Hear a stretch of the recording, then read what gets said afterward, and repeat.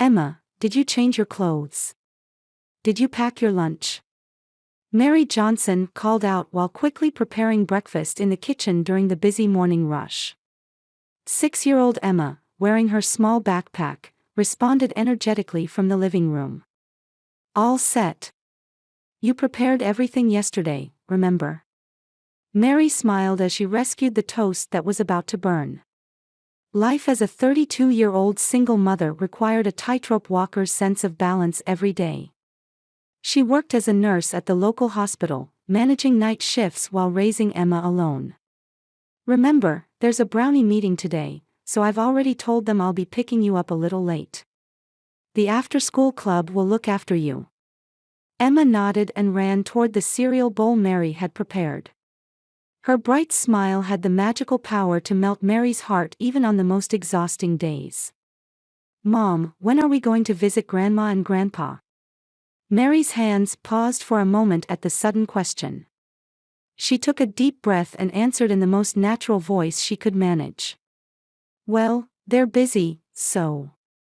In reality, her relationship with her parents, Barbara and Robert, was complicated. The couple was enjoying a wealthy retirement. On the surface, they were refined and polite, but Mary had been troubled by their coldness since childhood. Her mother Barbara, in particular, always valued social appearances and propriety, directing a cold gaze toward the daughter who didn't meet her expectations. When Mary became pregnant at 18 and the child's father wouldn't take responsibility, Barbara's first reaction was, "How embarrassing." Robert maintained his silence, simply hiding behind his newspaper. In the end, they provided minimal assistance for the sake of keeping up appearances, but it always came with conditions and criticism of Mary's choices. Grandma and Grandpa love Emma. Just in their own way. Mary hated lying to her daughter. But it was difficult to make a child understand the complexities of adult relationships. She wanted to keep Emma's relationship with her grandparents pure, even if she herself suffered from that relationship. In contrast, Mary's sister Caroline was her parents' favorite. She always made choices that met their expectations, graduating from a prestigious university, becoming a corporate lawyer, and marrying the right person. Barbara and Robert proudly talked about Caroline and displayed her photos in their living room. Meanwhile, photos of Mary and Emma were only small frames placed on a shelf where visitors couldn't see them. Mary's smartphone rang with a call from the hospital. A colleague was requesting a shift change. She sighed deeply.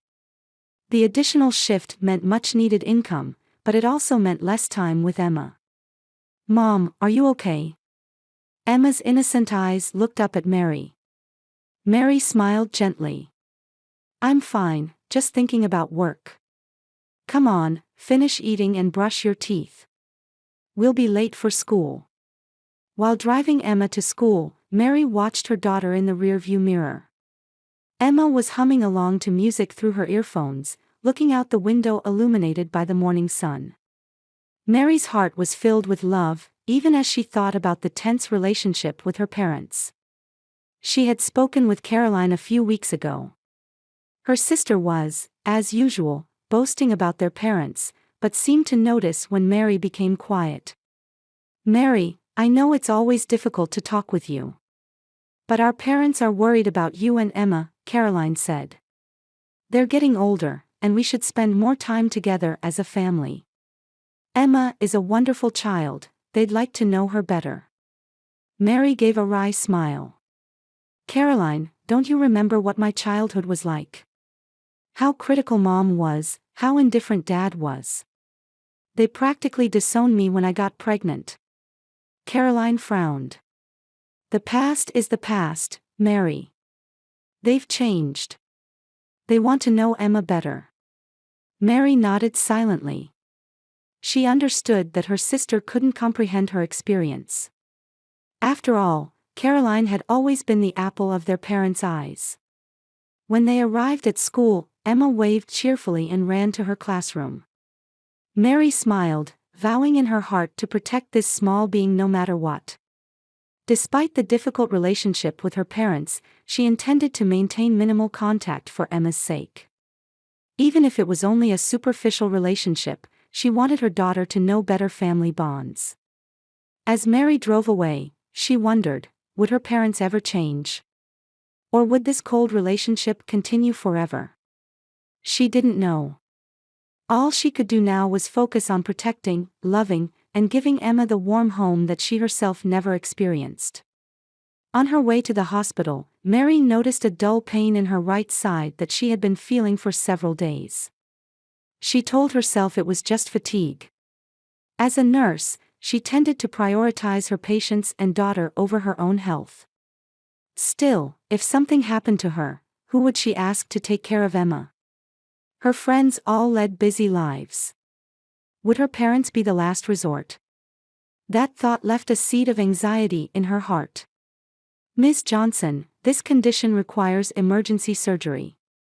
In the hospital examination room, Senior Dr. Richardson spoke with a stern expression while looking at Mary's test results. The pain in Mary's right side had worsened, and she had finally taken a colleague's advice to get examined. You have acute cholecystitis. The inflammation has progressed considerably, and there's a risk of gallbladder rupture if left untreated. I'd like to perform surgery today. Mary bit her lip. As a healthcare professional, she understood the seriousness of the diagnosis. Yet, despite being a nurse, she had neglected her own health, and this was the result. Is tomorrow not possible? I need to find someone to look after my daughter. Tomorrow might be too late. As a medical professional, you should understand. We'll make a surgery slot for this evening, so please start preparing immediately. Mary's mind was in confusion. What about Emma? Various options raced through her head. Her friend Sarah, who usually looked after Emma, was away on business. The after-school club wouldn't watch her until evening. Her colleagues had their own families to care for. Including the recovery period, she would need to find someone to take care of Emma for at least 2 days. She took out her smartphone and scrolled through her contact list with trembling hands. After making several calls, none of her friends could help.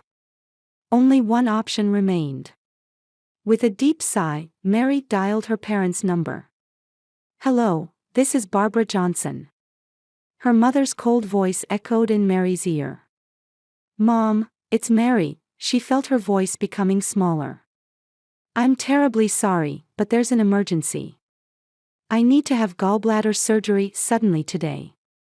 Mary explained the situation and asked if they could take care of Emma for 2 days. There was a long silence on the other end of the line before Barbara finally exhaled. Well, I suppose we have no choice. But we're busy too. I have a luncheon at the golf club tomorrow, and Robert has to attend a board meeting. Mary closed her eyes. Please, Mom. I have no one else to ask. All right. But don't expect too much from us. We'll do the minimum while you're in the hospital. After making arrangements, Mary contacted the school to inform them that her parents would pick up Emma. Then she completed the necessary admission procedures. As the surgery preparations progressed, Emma never left her thoughts. Grandma, Grandpa. Emma called out, half excited and half nervous, as she got out of the car in front of her parents' luxurious home. Barbara stood at the door with a stiff smile. Emma, don't shout like that. The neighbors will hear. Mary got out of the car and brought a small bag. Mom, thank you so much. This bag has all of Emma's clothes and necessities. She doesn't have any medications or allergies.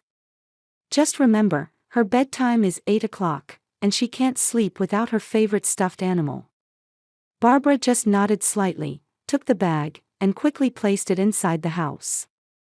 Robert was sitting on the sofa in the living room, reading a newspaper. He only looked up and gave a brief nod to his granddaughter. Hello, Emma. Hello, Grandpa, Emma replied in a small voice. Mary placed her hand on her daughter's shoulder, trying to reassure her. Barbara, Robert, thank you so much. I should be discharged the day after tomorrow. I'll come pick her up then. Robert said nothing and returned to his newspaper, while Barbara folded her arms. All right. But remember that you've ruined our schedule. Mary kissed and hugged Emma. Mommy will be back soon, okay? Have a good time with Grandma and Grandpa. Seeing the anxiety in Emma's eyes, Mary's heart tightened. But she had no other options. She gave her daughter one last kiss and got into the car. Watching Emma's small figure in the rearview mirror, she felt almost like she was praying. The surgery was successful. As Mary woke from anesthesia, in the foggy consciousness of her hospital bed, her first thought was of Emma. Hospital protocol required her to stay overnight. Her nursing colleagues took turns checking on her, and Dr. Richardson confirmed her good recovery during his rounds. You should be able to be discharged tomorrow afternoon. Just don't lift heavy objects or make sudden movements for at least a week. Mary nodded. She planned to pick up Emma as soon as she was discharged. She tried to call her parents, but Barbara answered briefly with, "Emma is fine," and quickly hung up. The next day, after completing the discharge procedures, Mary took a taxi to her parents' house. Her body still felt pain, but her desire to see her daughter was stronger than anything. When she arrived at her parents' house, Barbara opened the door. "Oh, you're discharged already. That's sooner than expected." Mary entered the house. "Where's Emma?" "She's playing somewhere." Barbara waved her hand. "Would you like some tea?" "No, I want to take Emma home." "Emma. Mommy's here." When there was no response, Mary began to feel anxious. Looking around the living room, she saw Robert reading his newspaper in his usual spot. "Dad, where's Emma?" Robert shrugged. "Don't know." Barbara was looking after her. Mary's anxiety increased. She started searching the house. Kitchen, guest room, backyard. Emma was nowhere to be found. "Mom, where is Emma?" Mary's voice trembled with anger and fear. Barbara pursed her lips. "Don't make such a fuss. She's around here somewhere." Mary headed for the garage. Her heart was racing. In the corner of the garage, there was a doghouse for Robert's old Labrador retriever. The dog had died years ago, but the kennel was still there. And then, Mary's blood froze. A small crying sound came from that doghouse. "Emma." She rushed over and crouched in front of the doghouse. There was her daughter, in dirty clothes, sitting there trembling. Emma's face was stained with tears and dust, her eyes wide with fear and relief. "Mommy." Emma's voice was hoarse. "I'm hungry." Mary lifted her daughter and held her tightly.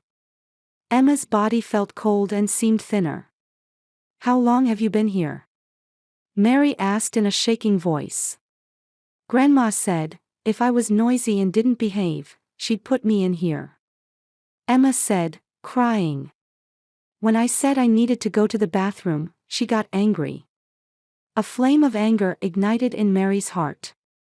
She carried Emma back into the house. Barbara was taking something out of the refrigerator. "What did you do to my daughter?" Mary's voice was low and dangerous. Barbara turned around, showing a momentary expression of surprise before returning to an indifferent look. "Don't exaggerate. I was just disciplining her. In our day, that's how we kept children quiet when they were being noisy." At that moment, Robert entered the room from the garage. He frowned seeing the situation. "Barbara, you went too far," he muttered. Barbara gave her husband a cold look, then looked at Mary and Emma. A disturbing smile appeared on her face. "What? Still alive?" Those words broke something inside Mary. While holding Emma tightly, she said in an icy voice, "As of today, I am cutting ties with you forever. Don't come near us again. I won't hesitate to take legal action." Mary grabbed Emma's bag and left her parents' house.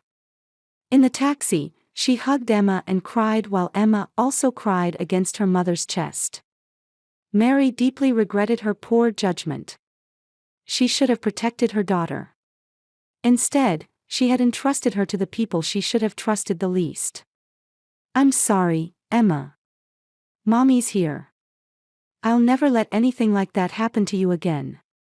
Mary wiped away her tears and made a firm resolution. This was the final goodbye. It was time to completely sever the relationship with her parents. "Emma has mild dehydration and hypothermia. Physically, she should recover in a few days, but I recommend a specialist consultation for psychological trauma." Dr. Hopkins, the pediatrician, quietly explained in the examination room. Mary nodded while gazing at the small figure of Emma sleeping on the adjacent bed. It seemed she was given hardly any food for 2 days. Her bathroom use was also extremely restricted. Mary's chest tightened with pain. The emotional wound from the treatment her daughter received was many times more painful than her surgical incision. "Thank you, doctor. We'll provide all the necessary care." After returning home, Mary decided to take a week off from work. Her colleagues understood the situation and helped adjust shifts. Emma wanted to sleep in Mary's bed for a while. She woke up with nightmares several times during the night, crying and clinging to Mary. "Mom, will I be put in the doghouse again?" Each time she heard those words, Mary felt her heart being torn apart. "I will never let that happen, I promise. We'll never see those people again." A few days later, Mary was startled by a sudden doorbell. When she opened the door, Caroline was standing there. Her sister's face was clouded with worry. "Mary, what happened?" "Mom called and said you came barging in, yelling like a madwoman." Mary exhaled deeply and invited her sister in. In the living room, Emma, who had been watching TV, noticed Caroline and gave a small wave. "Hello, Aunt Caroline." Caroline responded with a smile but frowned when she noticed the paleness of Emma's face. "Emma, are you okay?" Mary encouraged Emma to eat a snack in the kitchen, moving to a place where their conversation wouldn't be heard. Then she began to tell everything that had happened.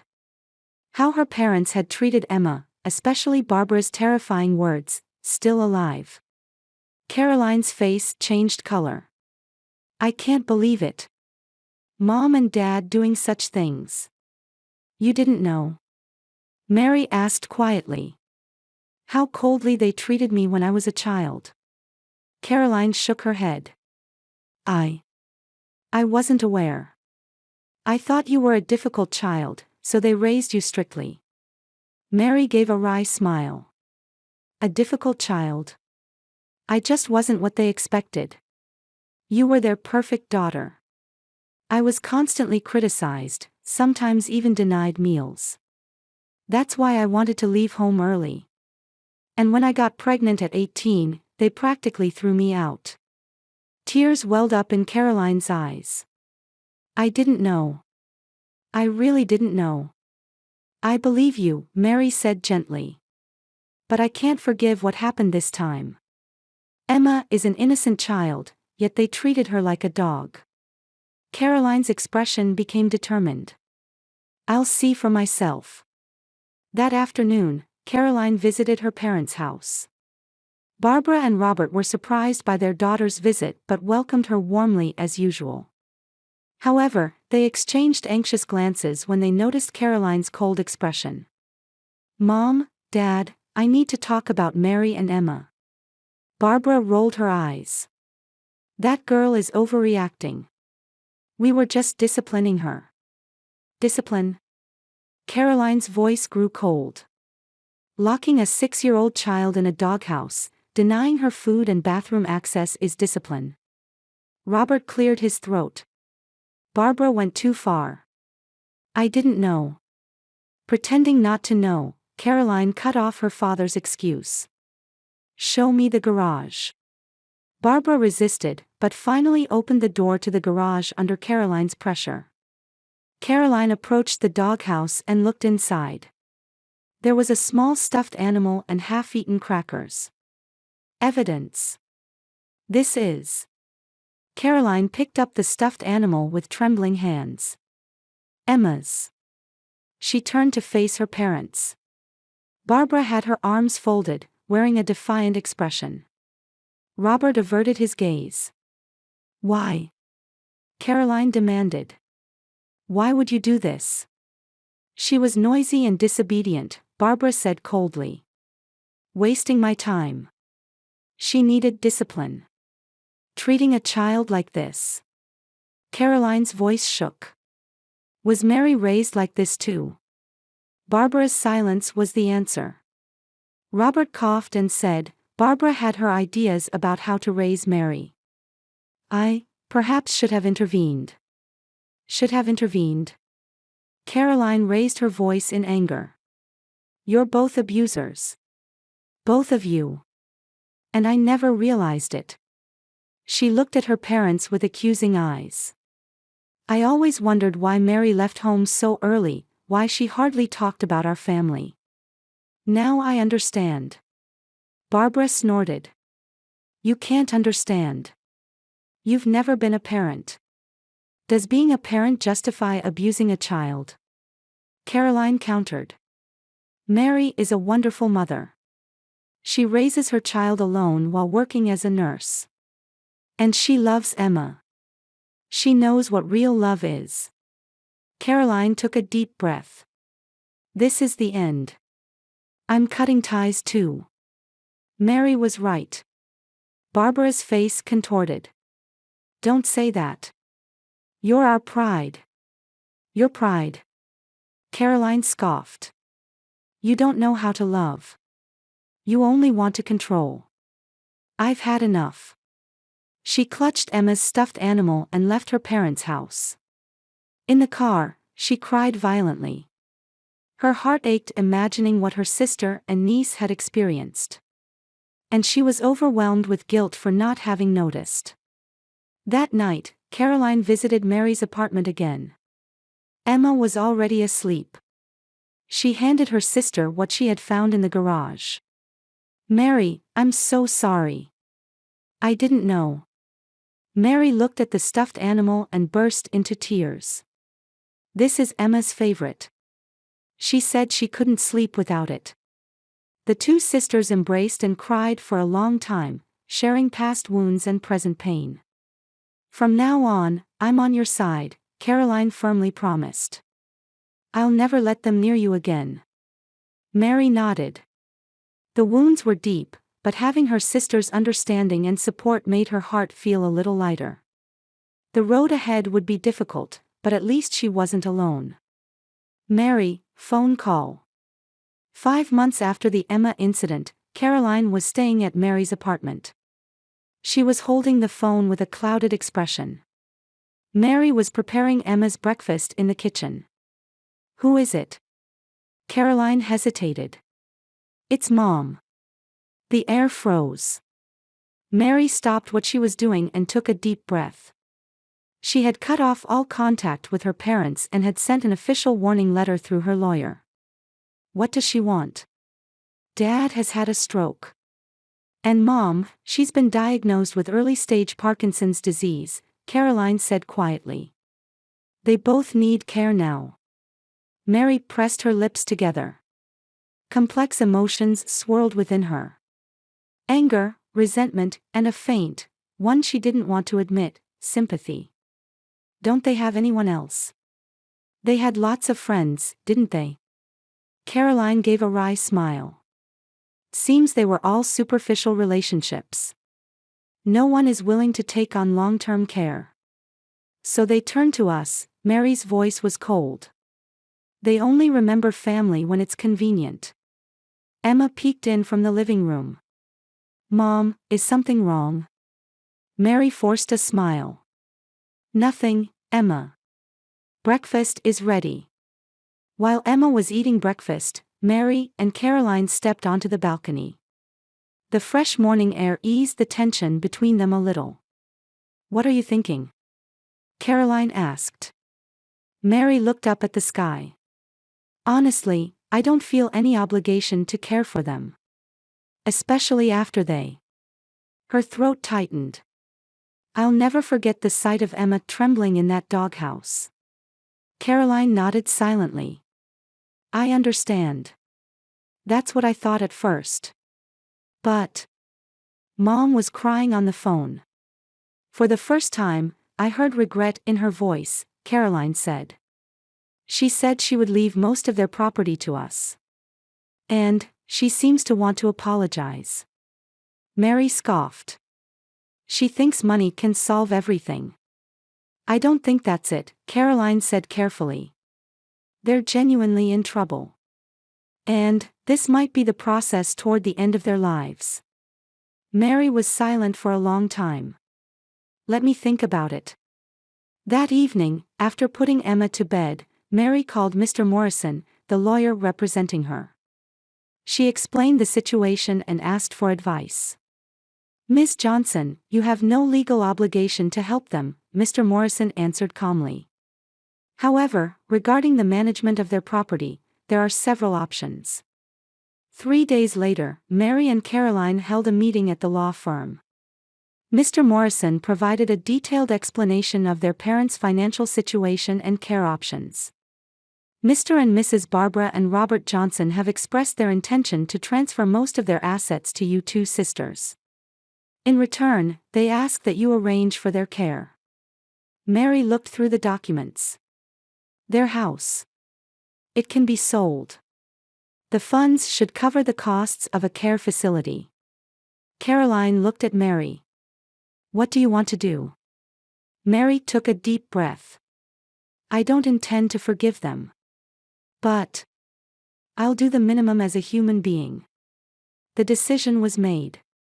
Mary and Caroline agreed to take control of their parents' assets. However, they made it clear that they would not provide direct care. The parents' house would be sold, and the funds would be used to place them in an appropriate care facility. I have one condition, Mary told the lawyer. I want to donate part of the estate to a child abuse prevention organization. Mr. Morrison nodded. That's possible. As the document preparation progressed, Caroline asked Mary, Are you sure about this? Mary answered quietly, I cannot love them or forgive them. But I don't want to remain imprisoned by hatred either. This is my way of moving forward. A week later, Mary, Caroline, and the lawyer visited the hospital. Robert was lying in a hospital bed, looking smaller and weaker than before. Barbara was sitting in a chair, holding her husband's hand. A heavy silence fell when the parents saw their daughters. Mary, Caroline. Barbara's voice trembled. Thank you for coming. Mary suppressed her emotions and began speaking in a businesslike manner.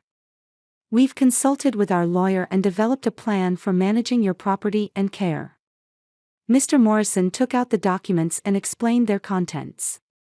The parents' house would be sold, and the funds would be used for them to enter a modest but clean care facility. Part of the estate would be donated to a child abuse prevention organization. The remaining assets would be used for the parents' care expenses. Robert nodded silently. Tears welled up in Barbara's eyes. Mary, Apologies are not necessary, Mary interrupted calmly. This is not an emotional decision, but a practical solution. Barbara began to cry. But we really. Barbara, Caroline gently interjected. Let's sign the documents. We can discuss other matters later. After the document signing was completed and the lawyer had left, a heavy silence dominated the room. Is Emma well? Barbara asked in a small voice. Don't mention Emma, Mary's voice was ice cold. You have no right to know anything about Emma. Robert weakly raised his hand. We were wrong. We don't intend to ask for forgiveness. We don't expect to be forgiven. Mary stared at Robert. For the first time, she saw genuine regret in his eyes. I will arrange for your care. But this doesn't mean we're becoming a family again, Mary said quietly. I might visit occasionally, but that will be out of duty, not affection. Barbara nodded, her face wet with tears. I understand. Mary and Caroline left the hospital room. Walking down the corridor, Caroline placed her hand on Mary's shoulder. Are you okay? Mary exhaled deeply. Yes. I think this is the right choice. A month later, Barbara and Robert moved to a care facility. Their luxurious house was sold, with most of the proceeds going to care costs and a donation to a child abuse prevention organization. Mary and Caroline established a trust fund to manage the remaining assets. Emma continued her psychological counseling and was showing signs of recovery. The nightmares were becoming less frequent, and she was gradually returning to being the lively girl she once was. Mary had returned to work and had also begun volunteering to support victims of child abuse. In her heart, she still had complex feelings toward her parents. She might never reach complete forgiveness, but at least she was no longer dominated by hatred. This was her path to peace. Mom, look. Emma's voice echoed from the backyard. Mary leaned out of the kitchen window and saw her 8-year-old daughter swinging high. Emma's laughter indicated that the memories of fear were fading. 2 years had passed. Many things had changed. Mary had been promoted at the hospital and had become the head nurse of the pediatric ward. She was using her own experience to train young nurses not to miss signs of abuse. Between work, she volunteered at a local child protection organization, and the support group she had established had become a sanctuary for parents with abused children. Caroline had become a partner at her law firm and was handling many child welfare-related cases. Her relationship with her sister and niece had deepened, and she visited Mary's house every weekend. I saw Emma's report card, Caroline said as she prepared for a barbecue in the backyard. It's really good. Mary smiled. Yes, the counseling has helped. According to her teacher, Emma has remarkable resilience. The two watched the daughter quietly. Emma hardly talked about the Doghouse incident anymore. Surrounded by professional help and the love of Mary and Caroline, she was healing little by little. Do you ever think about them? Caroline asked quietly. Mary exhaled deeply. Barbara and Robert were still living in the care facility. They were leading modest days, far from their former luxurious life. Mary visited the facility once every 3 months, out of duty. There was little conversation, it was formal. Sometimes, Mary answered honestly. I haven't forgiven them. But I feel the hatred fading bit by bit. Barbara's Parkinson's disease had progressed, and Robert had experienced a second mild stroke. Their former dignity and arrogance had receded, and they were now frail elderly people facing old age and illness. They try to apologize every time, Mary continued. But what matters to me isn't words. It's that Emma is healthy and happy, that's all. The sun was setting in the sky. Mary called Emma and began preparing dinner. Her apartment was small, but filled with love and warmth. The walls were decorated with Emma's drawings and photos of their travels. Sometimes I wonder, Mary said at the dinner table. If I hadn't been raised by my parents the way I was, how would I have raised Emma? You are a wonderful mother, Caroline said sincerely. Just look at Emma for proof. Emma was innocently laughing, excitedly talking about events at her school. There was no shadow of fear in her eyes, only hope for the future shining there. People cannot change the past. But Mary knew she could change the future through her choices. The wounds she received in childhood would not be passed on to Emma. Instead, she would give love, understanding, and unconditional support. It wasn't just a promise, but a truth proven by small daily actions. The wounds might never completely heal. But life goes on. Mary, Emma, and Caroline had built their own family. A real family, bound not by blood, but by choice and love.